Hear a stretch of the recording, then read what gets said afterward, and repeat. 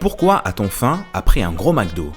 On entend souvent un menu Big Mac ça ne suffit pas ou encore après McDo j'ai encore faim. Ah, j'ai faim, moi j'ai une petite McDo là.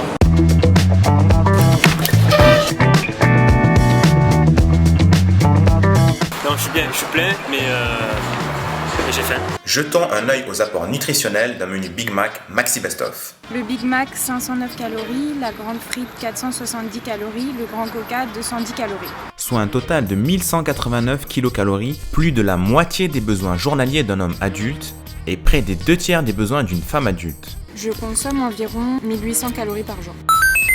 Alors si un menu McDo couvre largement nos besoins caloriques, pourquoi avons-nous une sensation de faim après l'avoir mangé ? Le pic d'insuline. Un pic d'insuline, c'est quand on a un taux de sucre dans le sang trop élevé. Nos cellules graisseuses sont comme des batteries rechargeables.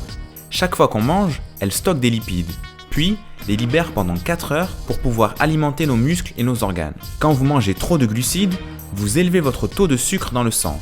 Puisqu'un taux élevé de sucre dans le corps est toxique, vous sécrétez de l'insuline pour amener ce taux à la normale. Vous avez un pic d'insuline. Votre menu Big Mac contient 53 grammes de sucre dans le Coca, 23 dans les frites et 42 dans le Big Mac, soit environ 120 grammes, l'équivalent de 20 carrés de sucre. Plus vous mangez sucré, plus vous activez votre insuline pour détruire ce sucre. Le problème est que le corps ne peut brûler qu'une certaine quantité de sucre à la fois. Les réservoirs à sucre ont une capacité de stockage limitée, contrairement aux réservoirs à graisse. Donc, votre corps décide de transformer le surplus de sucre en graisse. Vous vous engraissez. À force de pic d'insuline, vous déréglez totalement votre production d'insuline et votre régulation de glucides. Et si l'insuline élimine trop de glucides ou les transforme en excès en graisse, vous risquez même l'hypoglycémie. Paradoxal quand on sait à quel point votre repas était sucré. Ceci étant, les destinataires finaux de notre alimentation sont les cellules de nos muscles et de nos autres organes.